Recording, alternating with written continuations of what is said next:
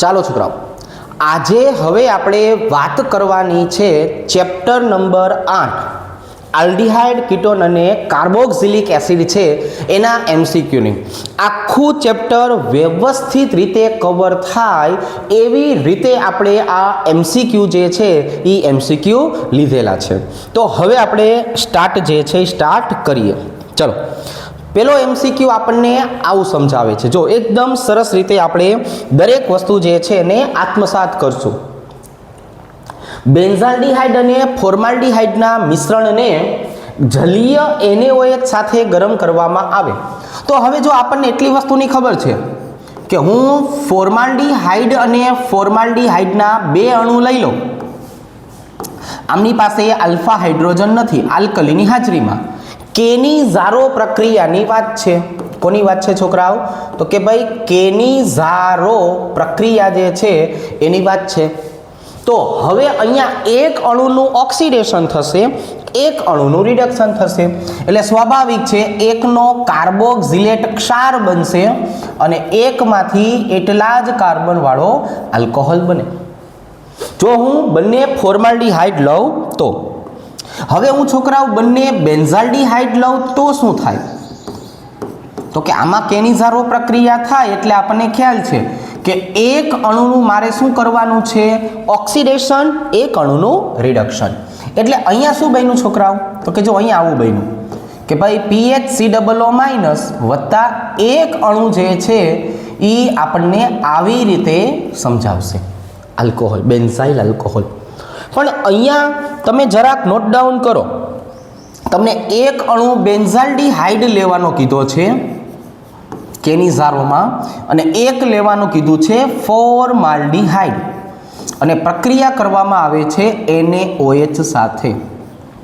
એટલે મને એટલી વસ્તુની ખબર પડી કે એકનું ઓક્સિડેશન અને એકનું રિડક્શન થશે. તો જે રેખીય શૃંખલાવાળા ઘટકો હોય એમની ઓક્સિડેશન પ્રક્રિયા સરળ હોય. યાદ રાખશું, ચક્રીયની સાપેક્ષમાં જે રેખીય ઘટકો છે એનું ઓક્સિડેશન જે છે ઓક્સિડેશન કેવું થાય? સરળ થાય. એટલે મને અહીંયા શું મળવાનું છે? તો કે ફોર્માલ્ડીહાઇડ છે એનો સોડિયમ ક્ષાર મળશે અને બેન્ઝાલ્ડીહાઇડ જે છે એ બેન્ઝાલ્ડીહાઇડમાંથી એનો આલ્કોહોલ મળશે. શું મળશે? આલ્કોહોલ. તો હવે જોવા જઈએ તો એક બેન્ઝાઇલ આલ્કોહોલ અને એક સોડિયમ ફોર્મેટ. મને પહેલો ઓપ્શન જે છે એ પહેલો ઓપ્શન જવાબમાં જે છે એ જવાબમાં મળી જશે. રેડી છોકરાઓ? ચાલો, તો પહેલાની આપણે વાત કરીએ તો પહેલામાં આપણો જવાબ આ થઈ ગયો. ચાલો નેક્સ્ટ જોઈએ પાછા. સંયોજનો માટે ઉત્કલન બિંદુનો સાચો ક્રમ કયો હશે? જ્યારે આપણે રૂટીનમાં સમજાવતા હતા ને ત્યારે આવી રીતે સમજાવેલું હતું કે સમાન આણ્વીય દળ ધરાવતા ઘટકો માટે ઉત્કલન બિંદુનો એક મસ્તીનો ક્રમ બનતો હતો. છોકરાઓ શું લખાવી રહ્યું હતું? તો કે ભાઈ એ જો આપણે આમ લખાવરાયું હતું, હાઇડ્રોજન બંધ ઇઝ ગ્રેટર ધેન વાન્ડર વાલ્સ આકર્ષણ. જો ઇઝ ગ્રેટર ધેન વાન્ડર વાલ્સ આકર્ષણ એટલે જોવા જઈએ ને તો સૌથી વધારે કાર્બોક્સિલિક એસિડને આપણે ધ્યાનમાં રાખ્યું હતું. યાદ આવ્યું? યાદ આવ્યું.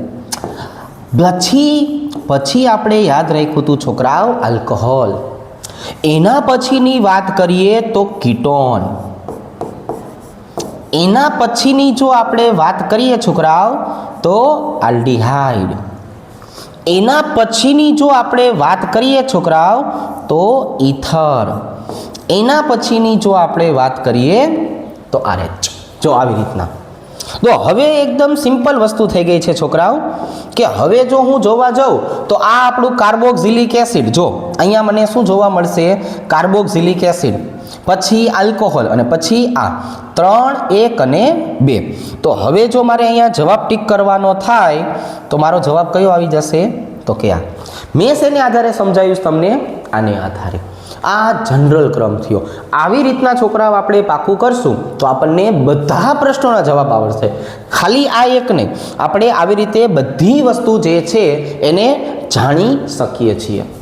હવે જે કેનિઝારો શબ્દ વાપર્યું છે ને છોકરાઓ, હું ભણાવતો હતો ત્યારે પણ કીધું હતું, અત્યારે પણ કહું છું કે આ જે કેનિઝારો પ્રક્રિયા રહી કે નહીં, એ પ્રક્રિયા MCQ સ્પેશિયાલિસ્ટ છે. જો તમે આની જો વાત કરો તો આ કોણ છે? MCQ specialist. આમાંથી MCQ પૂછાવાના ચાન્સીસ બહુ વધારે છે. તો હું તમને એમ કહી દઉં કે કેનિઝારો કોણ આપે છે? આટલા ઘટકો કેનિઝારો આપી શકે કે જેમની પાસે આલ્ફા હાઇડ્રોજન નથી. તો એના આપણી પાસે ઉદાહરણ છે જ. હાલો જો, ફોર્માલ્ડીહાઇડ, પછી બેન્ઝાલ્ડીહાઇડ. જો આ બધા ઘટકો કેવા થયા છોકરાઓ? યાદ આવ્યું ને? આમની પાસે આલ્ફા હાઇડ્રોજન નહોતા. એના પછી તો કે જો, એના પછી આવી રીતે, અને એના પછી જો ક્લોરલ અને ક્લોરલ કેટા. આટલા ઘટકો જે છે એ કેનિઝારો આપે છે. તો ભાઈ તમને આમાંથી કોણ દેખાય છે જે કેનિઝારો આપે છે? તો કે ભાઈ આપશે નહીં એવો પ્રશ્ન પૂછ્યો છે. જો બેન્ઝાલ્ડીહાઇડ આપશે, પેરામિથોક્સી બેન્ઝાલ્ડીહાઇડ આપી શકે? તો કે હા આપી શકે ને. એનો મતલબ તો ખાલી આવો જ થયો ને છોકરાઓ, પેરામિથોક્સી બેન્ઝાલ્ડીહાઇડનો મતલબ આવો થયો. જો કે આપણે તો આલ્ડીહાઇડથી મતલબ હતો, અહીંયા કોણ આવી ગયું? OCH3. તો આપે છે. આ 2 મિથાઇલ પ્રોપેનાલ શું કામ નહીં આપે? તો કે ભાઈ જો ન આપવા પાછળનું કારણ એક જ છે. કયું કારણ? એની પાસે આલ્ફા હાઇડ્રોજન છે. એની પાસે આલ્ફા હાઇડ્રોજન છે. ચાલો હવે અહીંયા જો ઉપરોક્ત પ્રક્રિયામાં બીનું બંધારણીય સૂત્ર કયું? એકદમ સિમ્પલ રીતે સમજવું પડશે. કઈ રીતે? તો કે જો હવે હું અહીંયા ચોથા પ્રશ્નની વાત કરું છોકરાઓ, તો જો આવી રીતે કે ભાઈ જે ફોર્માલ્ડીહાઇડનો અણુ છે ને એની પાસે આલ્ફા હાઇડ્રોજન નથી, જેની આપણે ઉપર પણ ચર્ચા કરી. પણ આ જે CH3CHO છે ને છોકરાઓ, એની પાસે આલ્ફા હાઇડ્રોજન છે. જો આની પાસે આલ્ફા હાઇડ્રોજન છે. તો એનો મતલબ આ પ્રક્રિયા કઈ થઈ? તો કે આ પ્રક્રિયા છે ને ક્રોસ આલ્ડોલ સંઘનન કહેવાય. આ પ્રક્રિયાની જે હું વાત કરું છું ને છોકરાઓ, એને ક્રોસ આલ્ડોલ કહેવાય. જો કેમ થશે પ્રક્રિયા? આમનો ઓક્સિજન, આમનો હાઇડ્રોજન, H2O નો અણુ છૂટો પડ્યો. જો હવે તમે જરાક નોટ ડાઉન કરો, શું મળ્યું? તો કે અહીંયા છે ને મને CH2 મળ્યું, ડબલ બંધ CH, બરાબર છે? CH2 ડબલ બંધ CH. અને જે CHO છે ને એને અત્યારે હું આમ દર્શાવું છું. જો હવે એની પ્રક્રિયા પહેલા HCN સાથે કરવાની છે. જો પહેલા કોની સાથે કરશું આપણે? HCN સાથે. હવે આ જે પ્રક્રિયા આપણે લખીએ છીએ ને છોકરાઓ, આને સાયનોહાઇડ્રીન પ્રક્રિયા કહેવાય. કઈ પ્રક્રિયા કહેશું આપણે આને? સાયનોહાઇડ્રીન પ્રક્રિયા. શું થશે સાયનોહાઇડ્રીનમાં? હાઇડ્રોજન છે ને એ અહીંયા લાગશે આ કાર્બન સાથે. હવે એના પછીનું જે સ્ટેપ છે ને એ આપણને કીધું છે કે એનું જળ વિભાજન કરો. પણ પહેલાં હું તમને આનું મધ્યવર્તી સ્ટેપ સમજાવું, પછી એનું જળ વિભાજન કરીને સમજાવું. આ જે મધ્યવર્તી સ્ટેપ છે ને છોકરાઓ આવું બનશે. જો ને આવી રીતે. જો ઉપર કોણ આવી ગયું? OH, CH, C ટ્રિપલ બંધ N. હવે આપણને બધાને ખબર છે કે તમે આનું જળ વિભાજન કરશો એટલે આપણે 2 અણુ પાણીના લેશું.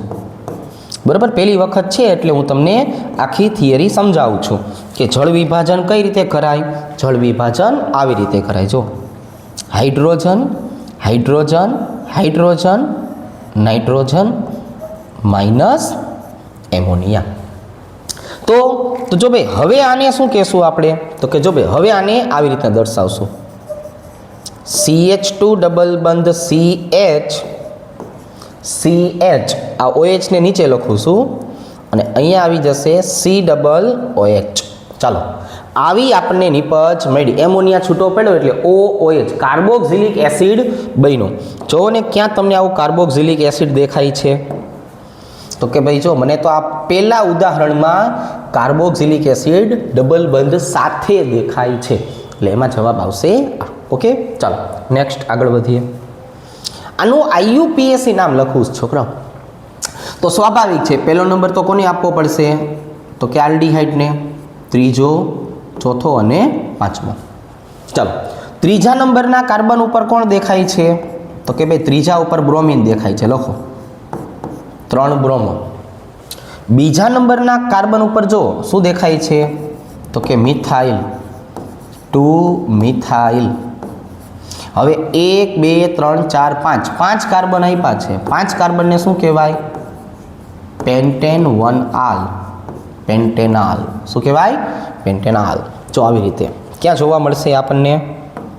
તો કે જો ભાઈ અહીંયા જોવા મળશે આવી રીતે. હવે આ જુઓ ને છોકરાઓ, છઠ્ઠો નંબરનો પ્રશ્ન. નીચેનામાંથી કયામાં sp2 ધરાવતો કાર્બન નથી? આપણે છે ને બધાના બંધારણ લખીએ. ચાલો, એસિટોન, એસિટેમાઇડ, બધાના બંધારણ લખશો ને એટલે તરત આઈડિયા આવશે. એસિટોનાઇટ્રાઇલ,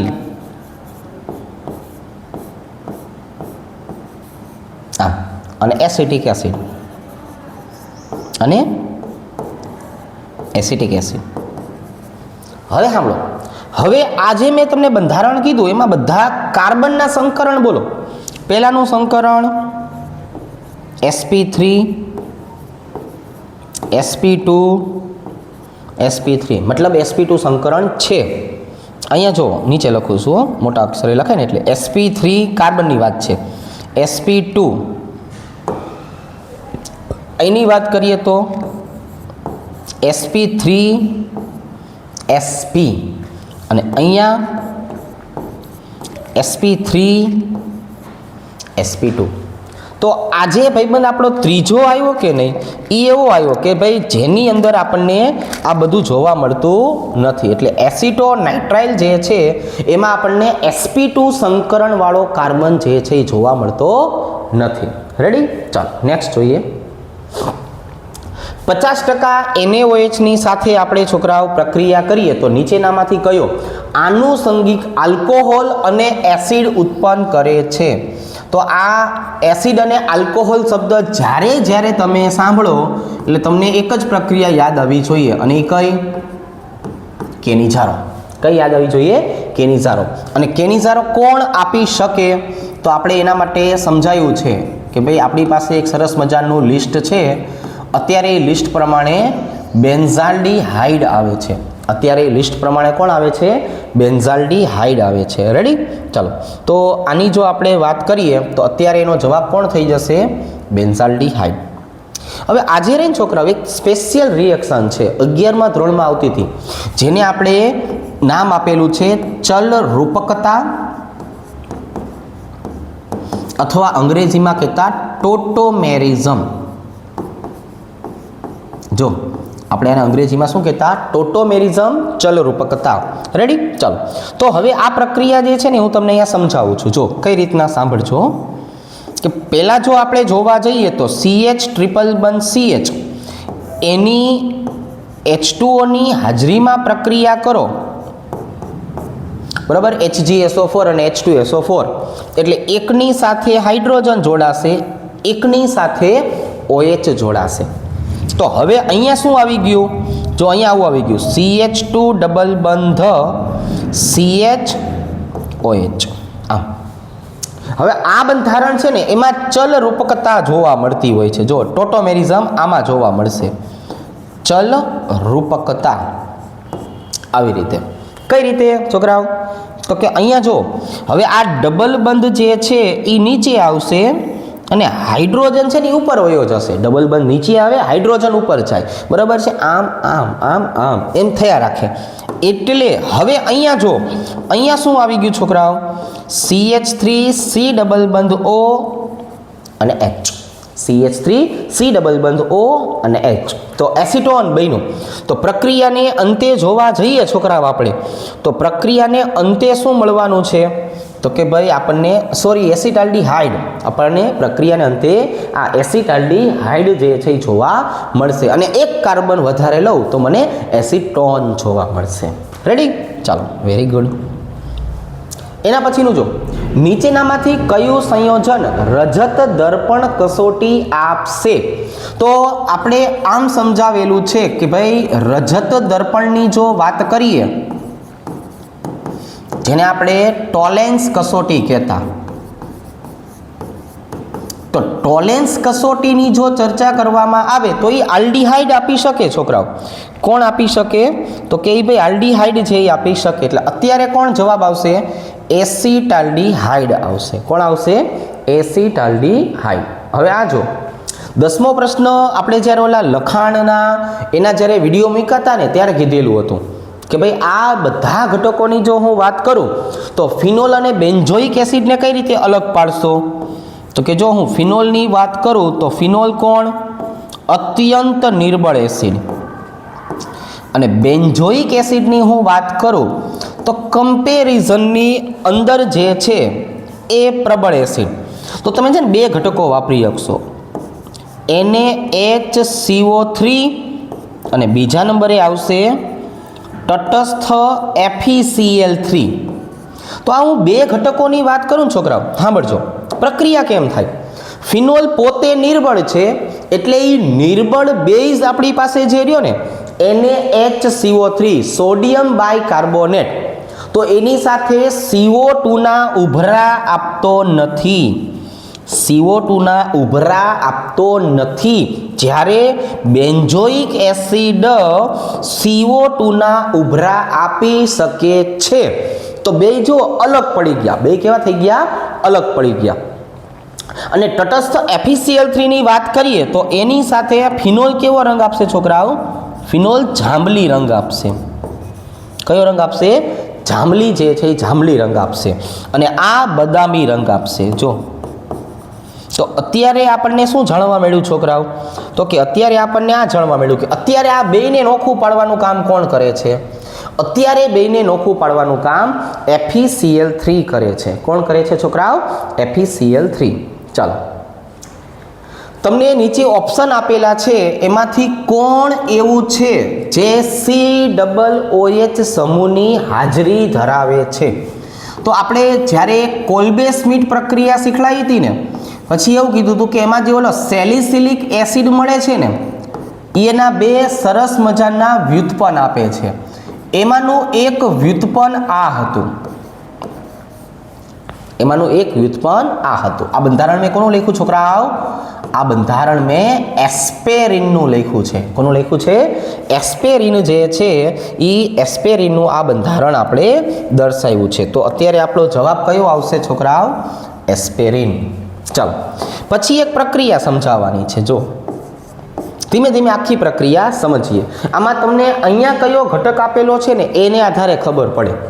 હું બેન્ઝોઇક એસિડ જે છે એની પ્રક્રિયા કરવાનો છું લિથિયમ એલ્યુમિનિયમ હાઇડ્રાઇડ. એટલે પહેલા સ્ટેપમાં રિડક્શન પ્રક્રિયા થાય. કઈ પ્રક્રિયા થાય?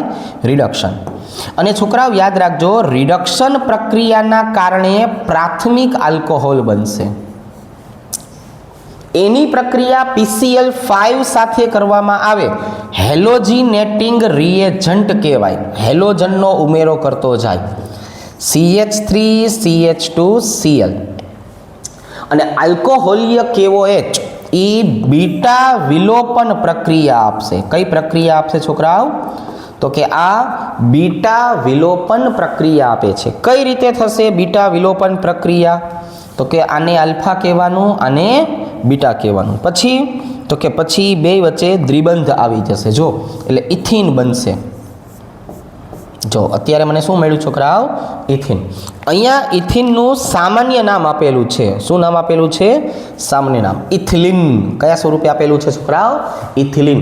સંપૂર્ણ પ્રક્રિયા આવી રીતે તમે કરો એટલે આ બધી વસ્તુના આપણને જવાબ મળે. ચાલો, આ પ્રશ્ન છોકરાઓ આપણે નાના હતા ને તેદુનું આપણને આવડવું જોઈએ કે પ્રાથમિક આલ્કોહોલમાંથી આલ્ડીહાઇડ કોણ બનાવે? પ્રાથમિક આલ્કોહોલમાંથી આલ્ડીહાઇડ કોણ બનાવીએ? કે તો કે ભાઈ એક જ છે આપણી પાસે ખાવા પીવા, સ્પેશિયલ કેટેગરીનો માણસ. કોણ છોકરાઓ? સ્પેશિયલ કેટેગરીનો માણસ. રેડી? ચાલો. કેવો? સ્પેશિયલ. પીસીસી. કોણ? પીસીસી. હવે અહીંયા શબ્દ વાપરો છે તીવ્ર ગરમ કરવું. તો તીવ્ર ગરમ કરો એટલે પહેલા સ્ટેપમાં જો આવું થાય કે એમોનિયા આ બેય સાથે જોડાઈને અને એનાથી એનો એમોનિયમ ક્ષાર બને. શું બને છોકરાઓ? એનો એમોનિયમ ક્ષાર બને. જો બે જગ્યાએ શું થાય? એનો એમોનિયમ ક્ષાર છે ને એ જોવા મળે. ક્ષારને તમે ગરમ કરશો એટલે પહેલાં 2 H2O ના અણુ છૂટા પડે અને બેયનું રૂપાંતરણ એમાઇડમાં થાય. બેયનું રૂપાંતર થેલેમાઇડમાં થાય. જો આવી રીતના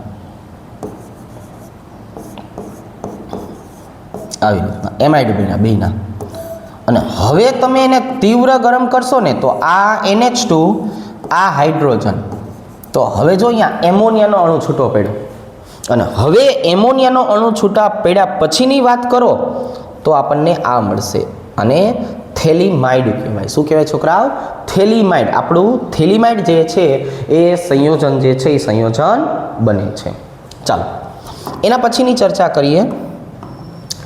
મંદ NaOH ની હાજરીમાં જો આ એક આપ્યું છે બેન્ઝાલ્ડીહાઇડ. જો સિમ્પલ વસ્તુ છે. આ બેન્ઝાલ્ડીહાઇડની હું ચર્ચા કરું તો લખીશ આલ્ફા હાઇડ્રોજન નથી. બીજું આપ્યું છે એસિટોફિનોલ. જો બીજા નંબરની હું વાત કરું તો બીજા નંબરમાં શું આપ્યું છે? તો કે ભાઈ જો બીજા નંબરમાં એસિટોફિનોલ, આની પાસે આલ્ફા હાઇડ્રોજન છે. જ્યારે આલ્ફા હાઇડ્રોજન હોય અને જ્યારે આલ્ફા હાઇડ્રોજન ન હોય ત્યારની જો વાત કરીએ તો એને બોલવામાં આવે છે ક્રોસ આલ્ડોલ સંઘનન. શું બોલવામાં આવે છે છોકરાઓ? ક્રોસ આલ્ડોલ સંઘનન તરીકે દર્શાવવામાં આવે છે. હવે અહીંયા જો ચાલો આપણે જોડકું બનાવીએ. અહીંની જો આપણે વાત કરીએ તો એ સાયનોહાઇડ્રીન પ્રક્રિયા HCN આપી શકે. કોણ આપી શકે? HCN. આવી રીતે. બીજું એસિટાલ તમે આલ્કોહોલની હાજરીમાં બનાવી શકો. કોની હાજરીમાં બનાવી શકો? આલ્કોહોલ જે છે એ આલ્કોહોલની હાજરીમાં. સ્કીફ બેઝ બનાવવા માટે વિસ્થાપિત ઇમાઇન બનાવવું પડે, જે મને વિસ્થાપિત એમાઇન દ્વારા બની શકે. અને સ્વાભાવિક છે ઓક્ઝાઇમ બનાવવું હોય તો ઓક્ઝાઇમ બનાવવા માટે કોની જરૂર પડશે? હાઇડ્રોક્સાઇલ એમાઇનની. બરાબર? તમારી રીતે હવે જવાબ જે છે જવાબ મેચ કરી લેજો. હવે આ જો તમને પ્રક્રિયકોના જવાબ ગોતવાનું કહે છે. ક્લેમેન્સનની જો આપણે વાત કરીએ તો ક્લેમેન્સનનો પ્રક્રિયક કોણ? આપણે પાકું કરાયું હતું. ક્લેમેન્સન જીતી ગયો, વુલ્ફ કિશ્નર હારી ગયો. જીતી ગયા ઉપરથી ઝિંક મર્ક્યુરી સનરસ. ચાલો ક્યુ. રીમર ટીમાન પ્રક્રિયા, ફિનોલની પ્રક્રિયા ક્લોરોફોર્મ અને બેઝની હાજરીમાં કરવામાં આવે તો રીમર ટીમાન પ્રક્રિયા થાય છે. કેનિઝારો પ્રક્રિયા કરવા માટે સાંદ્ર અને મંદ સાંદ્ર NaOH અથવા KOH અથવા 50% અથવા તો 50% આની જરૂર પડે છે. અને હોફમેન આપણા બધાનો ફેવરિટ છે. આપણને બધાને હોફમેન વિશે ખબર જ છે. કોણ? Br2KOH. ચાલો આવી રીતે. હવે અહીંયા છે ને છોકરાઓ આ એકદમ ઇન્ટરેસ્ટિંગ વસ્તુ છે. પહેલું સ્ટેપ તમને આપ્યું છે સાંદ્ર H2SO4. આ સાંદ્ર H2SO4 ની વાત કરીએ ને તો એ નિર્જલીકરણ છે. જો નિર્જલીકરણની પ્રક્રિયા થાય જેને આપણે બીટા વિલોપન કહેતા ને એ. તો બીટા વિલોપનમાં શું થાય કે અહીંથી OH દૂર થાય. જો છોકરાઓ અહીંથી કોણ દૂર થાય? OH. અને આ જે હાઇડ્રોજન છે ને એ અહીંયાથી દૂર થાય. એટલે પહેલાં તમે જોશો ને તો પહેલાં તમને શું મળશે? H2O મળશે અને H2Oની સાથે સાથે આ મળશે. જો કે અહીંયા CN આવેલું છે અને આ બે જગ્યાએ જો દ્વિબંધ આવી ગયું આમ. પણ હવે છૂટું પડેલું જે H2O રહ્યું કે નહીં છોકરાઓ, છૂટું પડેલું H2O એ આગળ તમે જશો ને તો એ જળ વિભાજનની પ્રક્રિયા આપશે. હમણાં આપણે સમજાયું હતું કે ભાઈ તમે સાયનાઇડ ઘટકનું જળ વિભાજન કરો એટલે તમને કાર્બોક્સિલિક એસિડ મળે. તમે કોઈ પણ સાયનાઇડ ઘટકનું જે છે એ જળ વિભાજન કરશો ને એટલે તમને કાર્બોક્સિલિક એસિડ મળશે. જો હવે જરાક જો ક્યાં આવેલું છે તો કે જો અહીંયા આવેલું છે, આ જગ્યાએ. ક્યાં આવેલું છે? આ જગ્યાએ. ક્લિયર? ક્લિયર. ચાલો, અહીંયા આપણને કહેવામાં આવ્યું છે સંયોજનોની એસિડ તરીકેની પ્રબળતાનો ક્રમ. તો જ્યારે આ વસ્તુ આપણે ભણાવ્યું હતું ને ત્યારે આવું સમજાયું હતું કે દરેક પરિસ્થિતિવાળો કાર્બોક્સિલિક એસિડ સૌથી પહેલા, પછી ફિનોલ અને પછી કોણ આવશે છોકરાઓ? પછી આવશે આલ્કોહોલ. પછી આના ભણાયું એટલે સાથે સાથે આપણે બે અપવાદ કીધા હતા. એ અપવાદ શું હતું છોકરાઓ? કે તમે પિક્રિક એસિડની જો વાત કરો ને, પિક્રિક એસિડ અહીંયા OH અને અહીંયા NO2, જો આ બે અપવાદ પાકા કરજો, ખાસ કરીને અપવાદ પાકા કરવા જરૂરી છે. તો picric acid is greater than acetic acid. જો એક અપવાદ આપણને આ મળતું હતું. બીજું અપવાદ કયું હતું છોકરાઓ? તો કે બીજું અપવાદ એમ હતું કે મિથેનોલ એક જ એવો આલ્કોહોલ છે કે જેની એસિડિકતા પાણી કરતાં વધારે છે. બાકીના બધા આલ્કોહોલ જે રહ્યા એ પાણી કરતાં પણ નિર્બળ છે. જો આવું આપણે અપવાદવાળું લખાવેલું હતું. તો હવે મારે દરેક પરિસ્થિતિવાળો શું ગોતવાનો? તો કે દરેક પરિસ્થિતિવાળો એસિડ ગોતવાનો.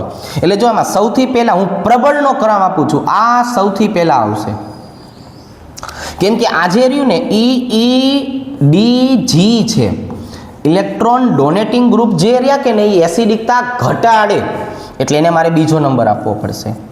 આ ક્લોરીન છે ને એ -I અસર દર્શાવશે એટલે ઇલેક્ટ્રોન ખેંચવાનું કામ કરે. ઇલેક્ટ્રોન ખેંચનારા એસિડિકતા વધારે છે. અને એકલો ફિનોલ જે છે એ એકલો ફિનોલ ચોથા નંબરે આવશે. રેડી? હવે નીચેનામાંથી જવાબ તમે મેં જે 1 2 3 4 આપ્યા છે એમાંથી મેળવી લો અને પછી નીચે કમેન્ટમાં કહેજો કે ભાઈ 19 નંબરમાં આ જવાબ આવે, આ ઓપ્શન આવે, ABCD એવો. હવે અહીંયા જુઓ છોકરાઓ, અહીંયા શું કહેવામાં આવ્યું છે તો કે અહીંની જો આપણે વાત કરીએ ને 20 નંબરની તો pH MgBr એટલે કે ગ્રિગ્નાર્ડ પ્રક્રિયા આપી છે. પણ હું ગ્રિગ્નાર્ડ પ્રક્રિયાની વાત કરું તો એને આપણે નવું નામ આપી દઈએ, કેન્દ્રાનુરાગી વિસ્થાપન પ્રક્રિયા. અને કેન્દ્રાનુરાગી વિસ્થાપન પ્રક્રિયાનો પ્રક્રિયા આપવાનો ક્રમ હું તમને જનરલ સ્વરૂપે લખાવી દઉં તો કે જો આવી રીતના ફોર્માલ્ડિહાઇડ, આલ્ડિહાઇડ, એસિટોન અથવા કીટોન, પછી બેન્ઝાલ્ડિહાઇડ, પછી એસિટોફિનોન અને સૌથી છેલ્લે બેન્ઝોફિનોન. આ ક્રમને આધારે તમે માત્ર આને કોઈ પણ કેન્દ્રાનુરાગી વિસ્થાપન પ્રક્રિયા છે એનો તાળો મેળવી શકો છો. મેં તમને આખો ક્રમ લખાવી દીધો છે. હવે તમારા બુદ્ધિ ચાતુર્ય પ્રમાણે તમે આમાંથી કયો જવાબ નીચે આવશે એ ગોતવાનો અને મને કમેન્ટ કરીને કહેવાનું છે કે સાહેબ આમાં આ જવાબ આવે છે. ચાલો હવે આપણે આની અંદર જોવા જઈએ તો આમાં આપણે ઘણું બધું રમવું પડશે. એડિપિક એસિડની વાત કરીએ તો આપણે એવું સમજાવેલું હતું, oh my sweet green apple. એપલમાંથી એ એટલે એડિપિક એસિડ, તો એમાં 6 કાર્બન વાળો ભાઈબંધ આવે. કેટલા? 6. એટલે અહીંયા આવશે આ. એનું IUPAC નામ પહેલા અને છેલ્લા ઉપર COOH છે, હેક્ઝેન ડાયોઇક એસિડ. એટલે આમાં આવશે Y. કાર્બાઇલિક એસિડ, જો કાર્બાઇલિક એસિડની વાત કરીએ ને તો આ 1 2 3 અને બધી જગ્યાએ COOH એટલે એમાં આવશે ત્રીજું અને એનું IUPAC નામ શું થાય? પ્રોપેન 1 2 3 ટ્રાય કાર્બોક્સિલિક એસિડ, એમાં આવશે N. ચાલો, થેલિક એસિડ એટલે તો પેલું એ આપણે બધાને ખ્યાલ છે એટલે એમાં મારે કંઈ કહેવાની જરૂર નથી. અને IUPAC નામ બેન્ઝીન 1 2 ડાય કાર્બોક્સિલિક એસિડ. અને છેલ્લું છોકરાઓ ગ્લુટામિક એસિડ એટલે કોણ? એક વધ્યું છે ચોથું, અને આમાં કોણ વધ્યું છે છોકરાઓ? M. જવાબ કયો?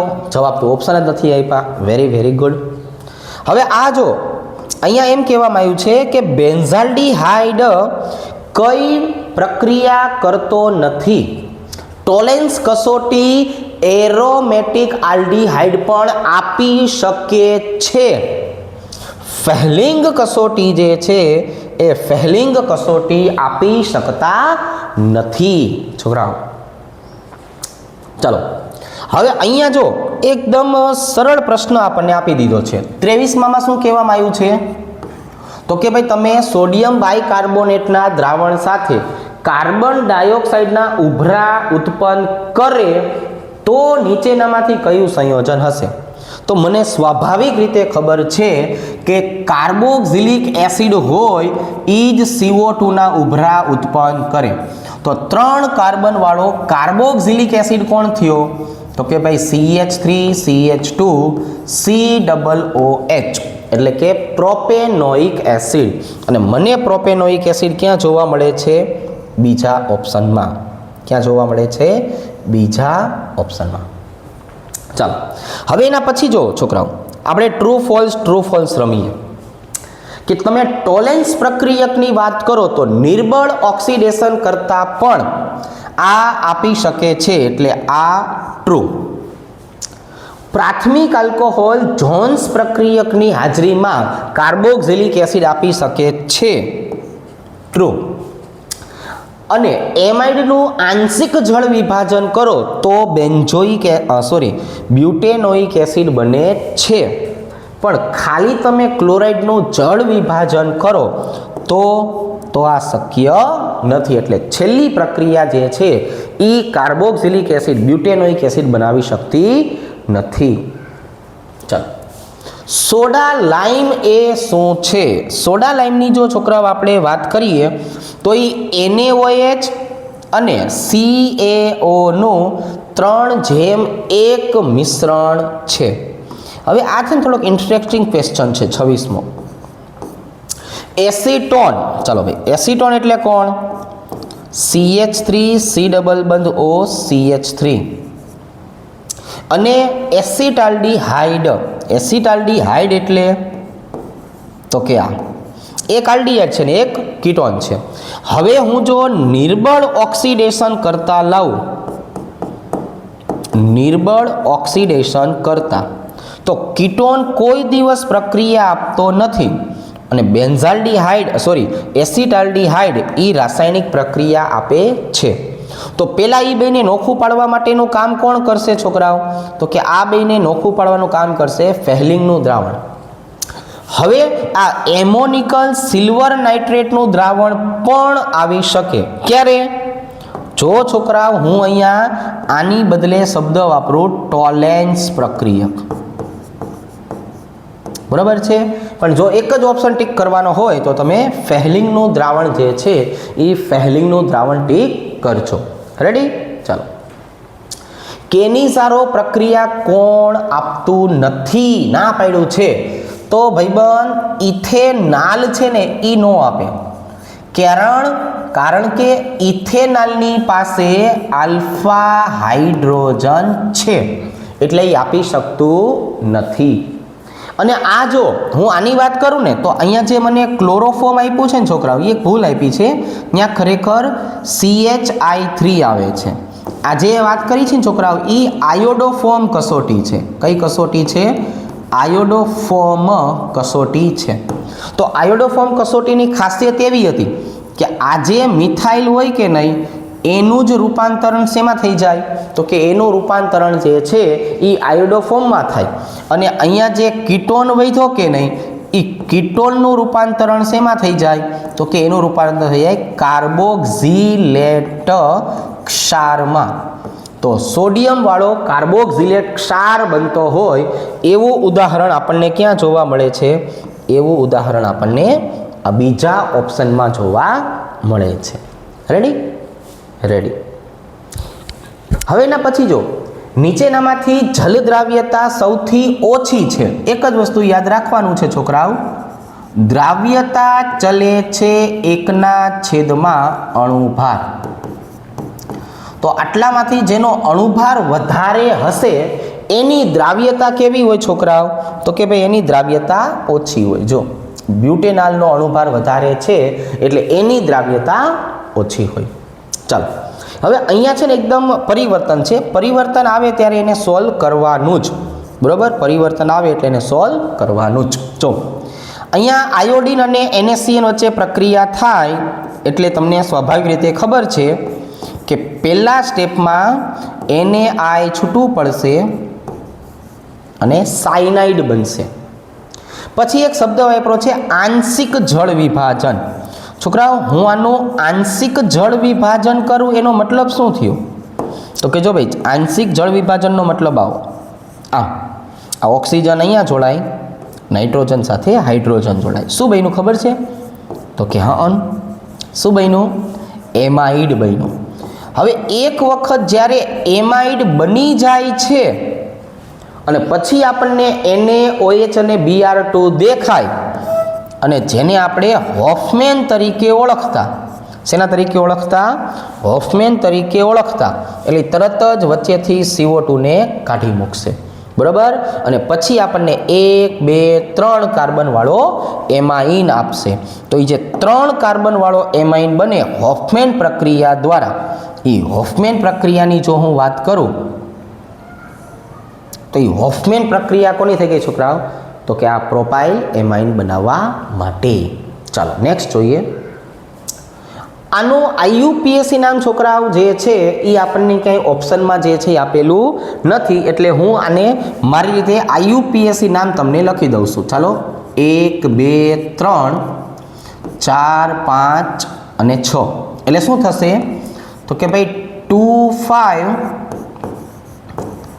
ડાયમિથાઇલ, બરાબર? 6 કાર્બન છે એટલે હેક્ઝેન 1,6 ડાયોઇક એસિડ. ડાયોઇક એસિડ આવી રીતે, એટલે આપણે જાતે લખ્યું. હવે જો આ એસ્ટર કહેવાય છોકરાઓ. એસ્ટરનું રૂપાંતર આલ્ડીહાઇડમાં કરવા માટે આપણી પાસે એક જ મસ્તીનો ભાઈબંધ છે જેને કહીએ છીએ ડાયબલ H, ડાયઆઇસોબ્યુટાઇલ એલ્યુમિનિયમ હાઇડ્રાઇડ. તો તમને ડાયબલ H અહીંયા ક્યાં દેખાય છે? તો કે ભાઈ જો આપણને પહેલા ઓપ્શનમાં દેખાય છે એકદમ સરસ રીતે. ચાલો નીચેનામાંથી કયા સંયોજનનું ઓક્સિડેશન શક્ય નથી?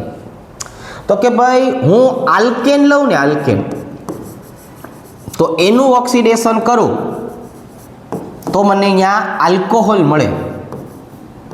હવે હું છોકરાઓ આલ્કોહોલ લઉં અને એનું ઓક્સિડેશન કરું તો મને આલ્ડીહાઇડ મળે. અને જો હું આલ્ડીહાઇડનું ઓક્સિડેશન કરું તો મને કાર્બોક્સિલિક એસિડ મળે.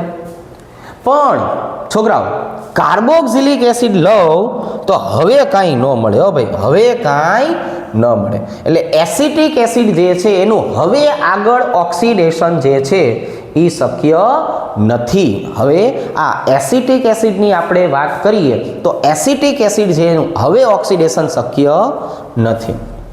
કયા પદાર્થની સંઘનન પ્રક્રિયાથી એસિટોક્સાઇમ બને છે છોકરાઓ?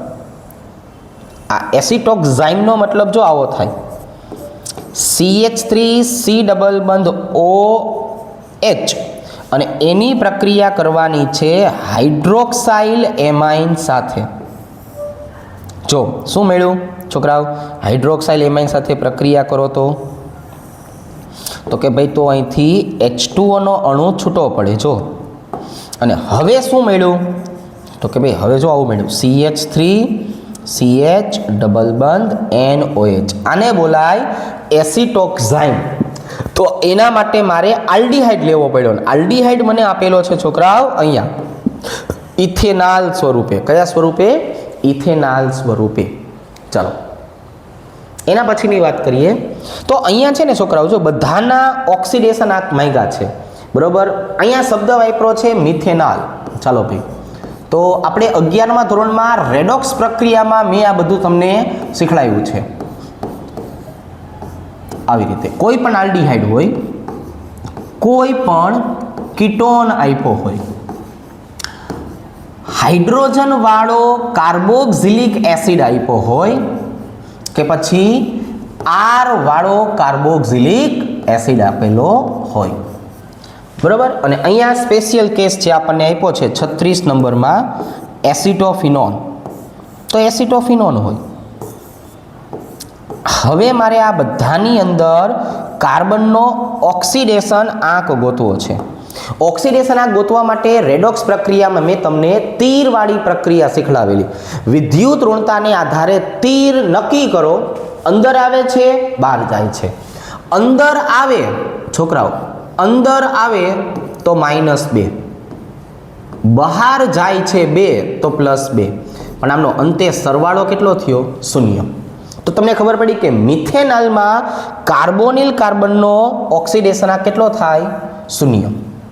પણ હવે જો આપણે બધી વસ્તુ જ સમજવી હોય તો અહીંયા જો આ ભાઈબંધની કિંમત તો 0 રહેશે. એટલે 2 તીર અંદર આવ્યા, સોરી બહાર ગયા એટલે +2, એક તીર અંદર આવ્યું એટલે -2. તમને ખબર પડે કે કાર્બનનો ઓક્સિડેશન આંક કેમ નીકળે છે. અહીંયા બંને તીર બહાર ગયા, જો બંને તીર બહાર ગયા તો સ્વાભાવિક છે +2. કીટોન હોય તેમાં +2. અહીંયા જો છોકરાઓ એક તીર અંદર આવ્યું એટલે -1, પણ 1, 2 અને 3 તીર બહાર ગયા તો એટલે આપણો જવાબ આવશે +2. અહીંયા મને ખબર પડી કે ભાઈ 1, 2 અને 3 તીર બહાર ગયા એટલે +3.